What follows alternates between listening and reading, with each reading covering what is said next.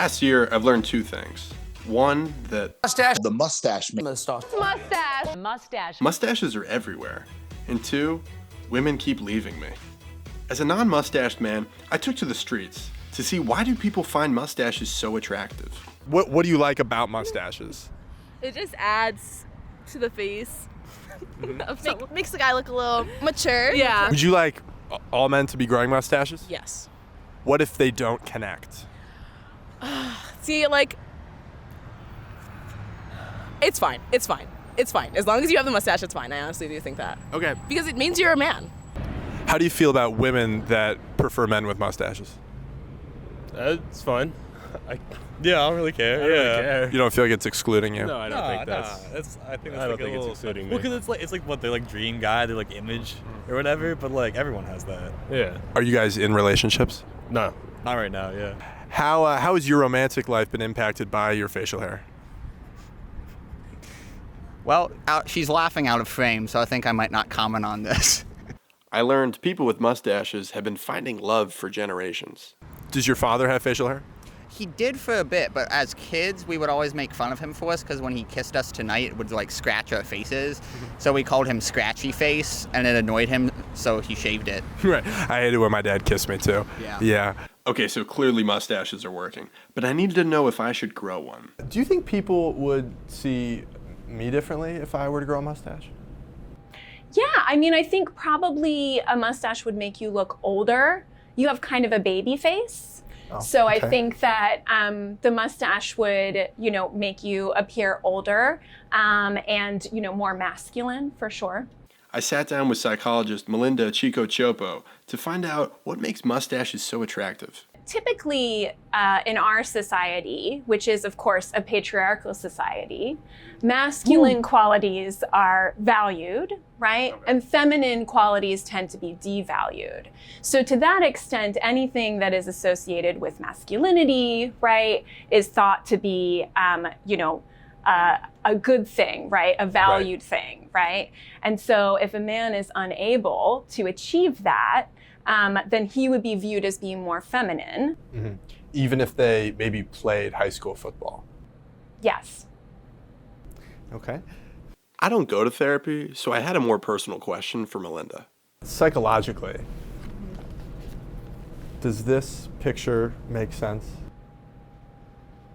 No, right? Okay, now again, psychologically, does this picture make more sense? Yeah. I would definitely say that the mustache picture makes a lot more sense from a psychological perspective. I needed to grow a mustache, but I didn't know what looked good and what didn't. Luckily, my home city of Pittsburgh is the global headquarters of the American Mustache Institute. My first thought when I heard that was, what is that? We tend to, fight against discrimination much like the ACLU. For facial hair. For facial hair, exactly. I sat down with their distinguished president, Adam Cosgrove, to find out how my mustache was coming along. How would you say my progress is? I think any progress is good. One thing we say often is that there is no such thing as a bad mustache. Just bad people who don't own, appreciate, or operate a mustache. And really that's what it comes down to. 13 whiskers beneath your nose, better than none. If I was going to grow a great mustache like Adam's, I needed to know what to expect. I have to be mindful of the people that I'm surrounded by. If I'm walking down Forbes Avenue, I have to understand that pedestrians could be put in danger if I'm just employing the full mustache because of people driving, the whiplash effect, right? They're not expecting this in Oakland. So half the time, really, it's a public safety issue. I would say all the time. This is one of the things I learned very early on in my journey, is that when you grow, when you own and operate a mustache, especially one as girthy as mine, you need to be mindful of your surroundings, of other people, of the effect it might have on others. Have you ever had anybody come up to you at a bar? Are you 21 yet? I am not. Well, when you reach that legal drinking age, something that's great is every now and then people will come up to you and say, "Let me buy you a beer." When you have a great mustache, that happens more often. I can tell you that never in the history of this world has somebody gone up to another man and said, great, fresh shave. I want to buy you a beverage. People are not impressed with a clean-shaven face. You're born with that. That's what the sexually dynamic mustached American life means to me. How do we really embody all that is good and righteous with machismo? Adam taught me that mustaches are no joke. If I was going to get a girl's attention, I would have to get serious. So I went to the best barbershop that Pittsburgh would let me film in and hoped to fine-tune my look. I needed to put my best face forward because I still had one question left to ask. So, do you love me now? What? What? Oh, right. So I grew the mustache after all. The mustache? Yeah. What are you talking about? Why did you bring me here? My ex-girlfriend Katie was so impressed by my mustache, she was speechless. What the is wrong with you? I didn't break up with you because you didn't have a mustache. I don't even remember saying that. Now you just brought me into your room. You tricked me here. What even is this? Can we cut? What the are you doing? What? Katie, I need you to help me, okay? Your character likes my mustache. Can you explain, for yourself and for all the women watching, what has this improved? In your own words. The mustache is fine. Okay? It's fine. You look fine. I guess I was always good looking after all. No. Katie, I think that's all we need. Okay, bring it in.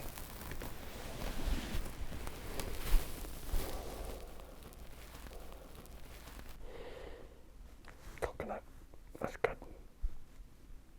Okay. During this experience, I met some great people, and I learned that I can rock a mustache. But most importantly, I learned that no matter what the latest trend is, don't change for anyone, because they won't appreciate the effort you put into it. And they'll probably make fun of the cameras you put in your bedroom.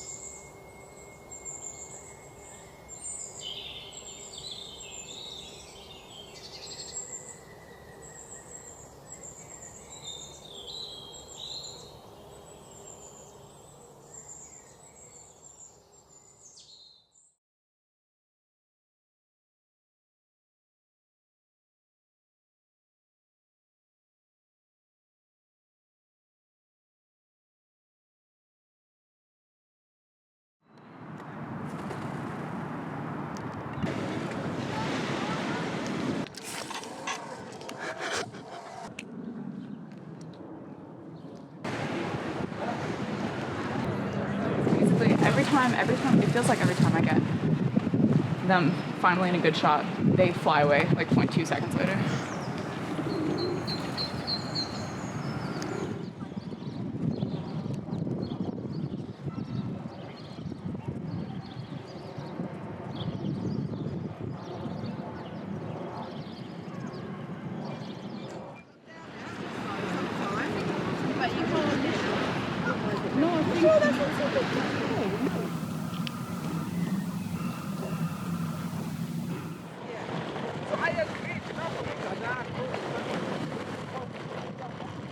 Do you want to look over, little one?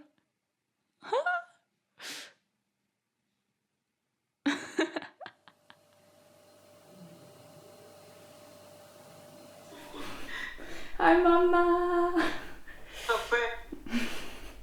So, I am making a film about pigeons. You know, I've always been very drawn to the story of how pigeons were domesticated by humans, and we raised them up as our pets, and we turned them into carrier pigeons, and we cared for them, and then we threw them out onto the street and abandoned them. Because the literal definition of feral pigeon means that it was once domesticated and then let out to the wild. Okay, where's a pigeon? Where are you? Where are these? This is very funny. I do normally see pigeons. I haven't seen one today. Well, that's how they are. That's why I have to chase them. Otherwise, they don't.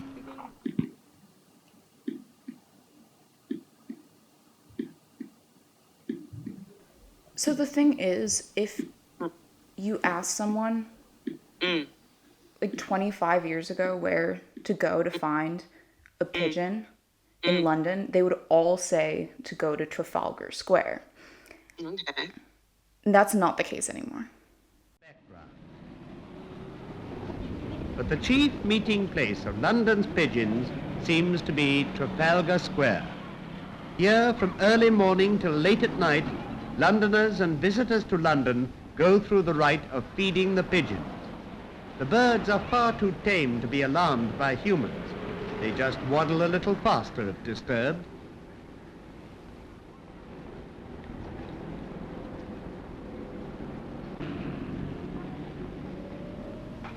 With a fountain to drink from, human beings to provide food, and the National Gallery to roost on, life is pleasant for the London pigeon.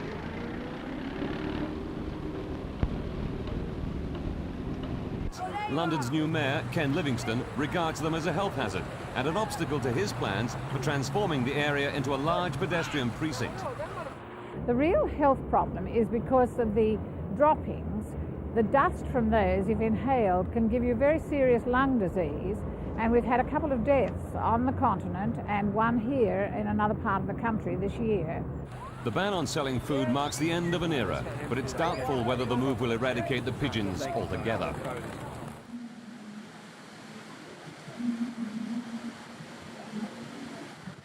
Well, when it comes to people picking humans or pigeons. Of course. They'll choose.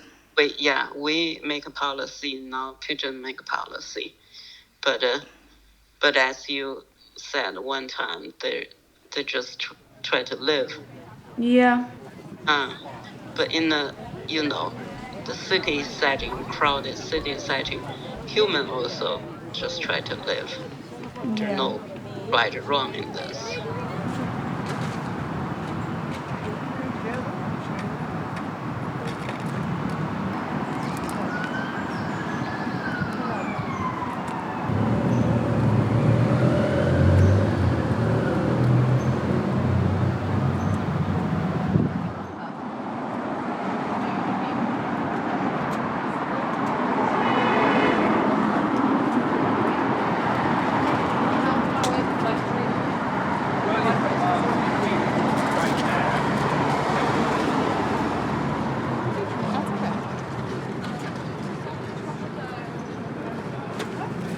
I need someone behind me, honestly. And that's the cool thing about pigeons. It is kind of cool, is that they're almost always in groups. I feel like if you don't see more than one pigeon, it's because you failed to find the other pigeon, not that there's no other pigeon.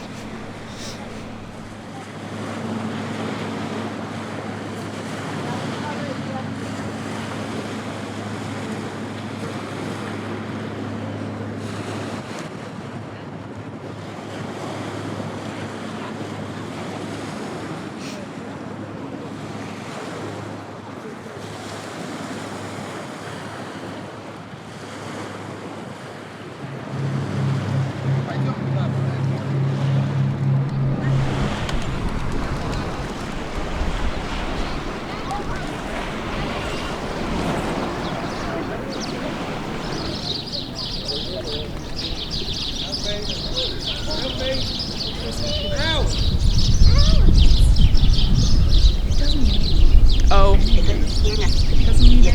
they're so tender.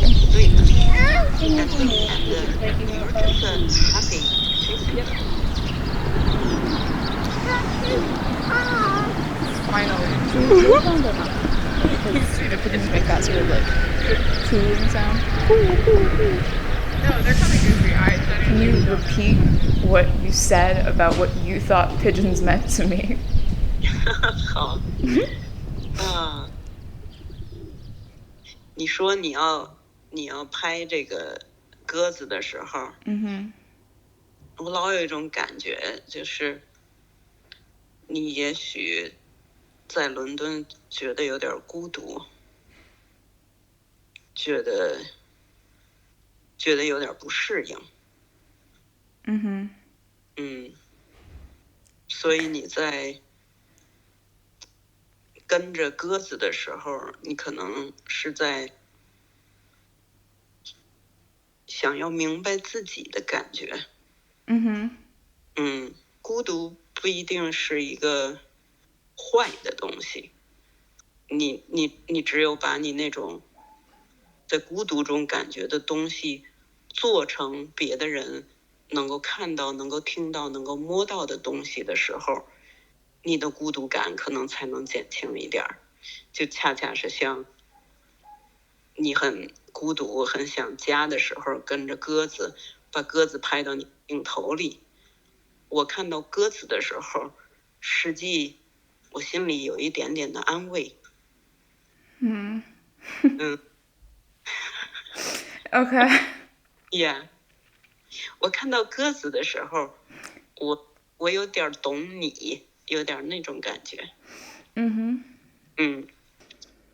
所以I was just trying to get you to say that you thought I was a pigeon, which is exactly what you said to me a few phone calls ago. 所以呀，就是